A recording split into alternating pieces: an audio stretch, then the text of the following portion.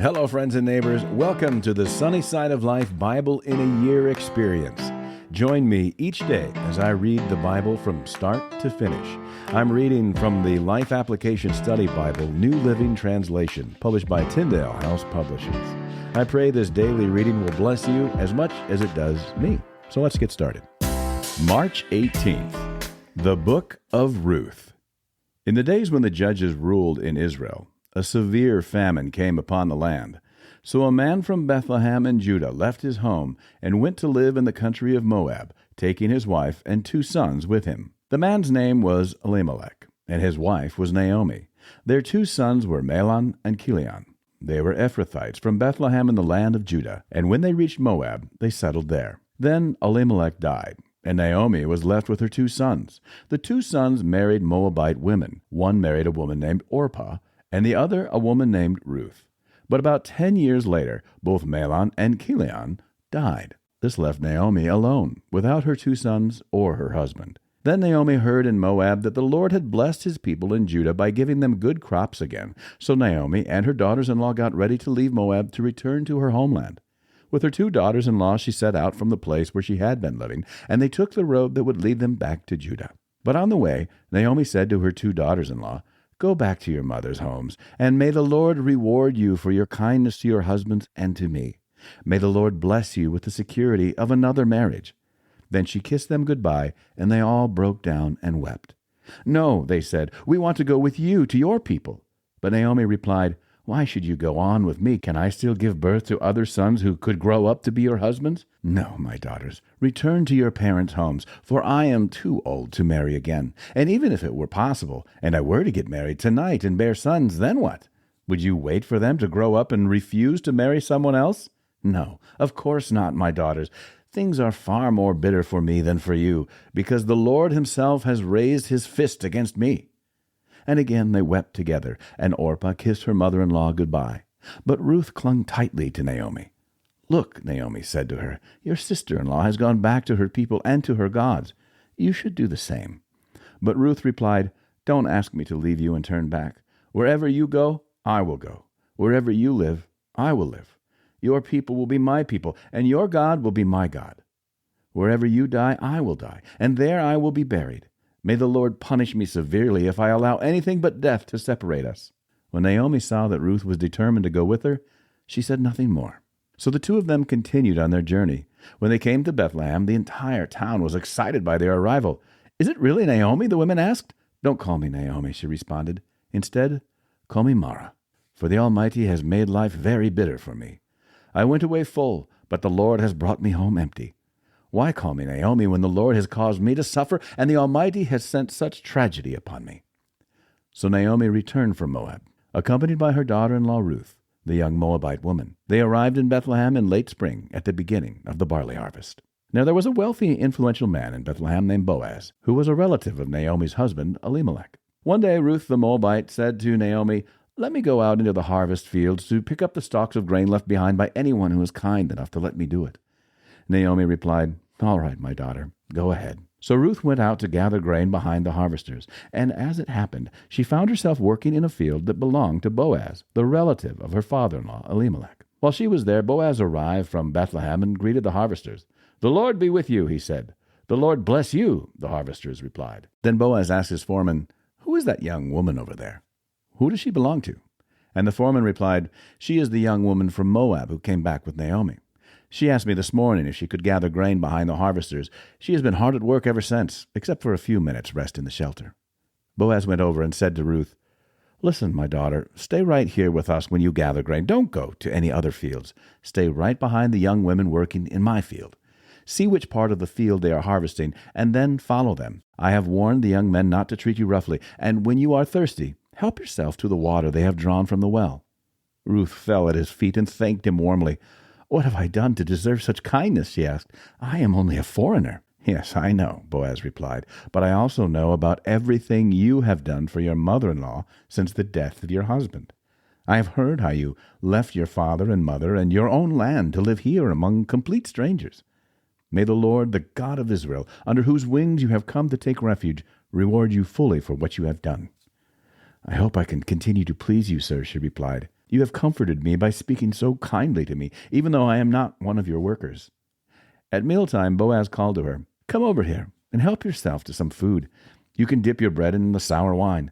She sat with his harvesters, and Boaz gave her some roasted grain to eat. She ate all she wanted and still had some left over. When Ruth went back to work again, Boaz ordered his young men, "Let her gather grain right among the sheaves without stopping her, and pull out some heads of barley from the bundles and drop them on purpose for her. Let her pick them up, and don't give her a hard time." So Ruth gathered barley there all day, and when she beat out the grain that evening, it filled an entire basket. She carried it back into town and showed it to her mother-in-law. Ruth also gave her the roasted grain that was left over from her meal. "Where did you gather all this grain today?" Naomi asked. "Where did you work? May the Lord bless the one who helped you." So Ruth told her mother-in-law about the man in whose field she had worked. She said, "The man I worked with today is named Boaz." "May the Lord bless him," Naomi told her daughter-in-law. "He is showing kindness to us as well as to your dead husband. That man is one of our closest relatives, one of our family redeemers." Then Ruth said, "What's more, Boaz even told me to come back and stay with his harvesters until the entire harvest is completed." "Good," Naomi exclaimed. "Do as he said, my daughter. Stay with his young women right through the whole harvest. You might be harassed in other fields, but you'll be safe with him." So Ruth worked alongside the women in Boaz's fields and gathered grain with them until the end of the barley harvest. Then she continued working with them through the wheat harvest in the early summer, and all the while she lived with her mother-in-law. One day Naomi said to Ruth, "My daughter, it's time that I found a permanent home for you, so that you will be provided for. Boaz is a close relative of ours, and he's been very kindly by letting you gather grain with his young women. Tonight he will be winnowing barley at the threshing floor. Now do as I tell you. Take a bath, and put on perfume, and dress in your nicest clothes. Then go to the threshing floor, but don't let Boaz see you until he has finished eating and drinking. Be sure to notice where he lies down. Then go and uncover his feet and lie down there. He will tell you what to do." "I will do everything you say," Ruth replied. So she went down to the threshing floor that night and followed the instructions of her mother-in-law. After Boaz had finished eating and drinking and was in good spirits, he lay down at the far end of the pile of grain and went to sleep. Then Ruth came quietly, uncovered his feet, and lay down. Around midnight, Boaz suddenly woke up and turned over. He was surprised to find a woman lying at his feet. Who are you?" he asked. "I am your servant Ruth," she replied. "Spread the corner of your covering over me, for you are my family redeemer." "The Lord bless you, my daughter," Boaz exclaimed. "You are showing even more family loyalty now than you did before, for you have not gone after a younger man, whether rich or poor. Now don't worry about a thing, my daughter. I will do what is necessary, for everyone in town knows you are a virtuous woman. But while it's true that I am one of your family redeemers, there is another man who is more closely related to you than I am. Stay here tonight, and in the morning I will talk to him. If he is willing to redeem you, very well, let him marry you. But if he is not willing, then as surely as the Lord lives, I will redeem you myself. Now lie down here until morning." So Ruth lay at Boaz's feet until the morning, but she got up before it was light enough for people to recognize each other. For Boaz had said, "No one must know that a woman was here at the threshing floor." Then Boaz said to her, "Bring your cloak and spread it out." He measured 6 scoops of barley into the cloak and placed it on her back. Then he returned to the town. When Ruth went back to her mother-in-law, Naomi asked, "What happened, my daughter?" Ruth told Naomi everything Boaz had done for her, and she added, "He gave me these 6 scoops of barley and said, 'Don't go back to your mother-in-law empty-handed.'" Then Naomi said to her, "Just be patient, my daughter, until we hear what happens. The man won't rest until he has settled things today." Boaz went to the town gate and took a seat there. Just then the family redeemer he had mentioned came by, so Boaz called out to him, "Come over here and sit down, friend. I want to talk to you." So they sat down together. Then Boaz called 10 leaders from the town and asked them to sit as witnesses. And Boaz said to the family redeemer, "You know Naomi, who came back from Moab. She is selling the land that belonged to our relative Elimelech. I thought I should speak to you about it so that you can redeem it if you wish. If you want the land, then buy it here in the presence of these witnesses. But if you don't want it, let me know right away, because I am next in line to redeem it after you." The man replied, "All right, I'll redeem it." Then Boaz told him, "Of course, your purchase of the land from Naomi also requires that you marry Ruth, the Moabite widow. That way she can have children who will carry on her husband's name and keep the land in the family." "Well, then I can't redeem it," the family redeemer replied, "because this might endanger my own estate. You redeem the land. I cannot do it." Now in those days it was the custom in Israel for anyone transferring a right of purchase to remove his sandal and hand it to the other party. This publicly validated the transaction. So the other family redeemer drew off his sandal as he said to Boaz, "You buy the land."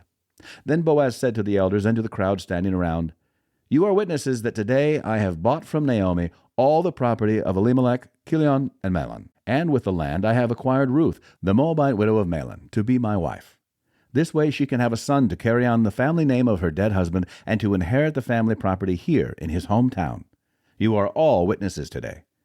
Then the elders and all the people standing in the gate replied, "We are witnesses. May the Lord make this woman who is coming into your home like Rachel and Leah, from whom all the nation of Israel descended. May you prosper in Ephrathah and be famous in Bethlehem. And may the Lord give you descendants by this young woman, who will be like those of our ancestor Perez, the son of Tamar and Judah." So Boaz took Ruth into his home, and she became his wife. When he slept with her, the Lord enabled her to become pregnant, and she gave birth to a son. Then the women of the town said to Naomi, "Praise the Lord, who has now provided a redeemer for your family. May this child be famous in Israel. May he restore your youth and care for you in your old age, for he is the son of your daughter-in-law who loves you and has been better to you than 7 sons." Naomi took the baby and cuddled him to her breast, and she cared for him as if he were her own. The neighbor women said, "Now at last Naomi has a son again," and they named him Obed. He became the father of Jesse and the grandfather of David. This is the genealogical record of their ancestor Perez. Perez was the father of Hezron. Hezron was the father of Ram. Ram was the father of Amminadab. Amminadab was the father of Nahshon. Nahshon was the father of Salmon. Salmon was the father of Boaz. Boaz was the father of Obed. Obed was the father of Jesse. Jesse was the father of David. That's it for today, friends. Feel free to read ahead on your own. Before I go, let's share the Lord's Prayer together. Our Father who art in heaven, hallowed be thy name. Thy kingdom come, thy will be done, on earth as it is in heaven. Give us this day our daily bread, and forgive us our trespasses, as we forgive those who trespass against us. Lead us not into temptation, but deliver us from evil. For thine is the kingdom, and the power, and the glory forever. Amen.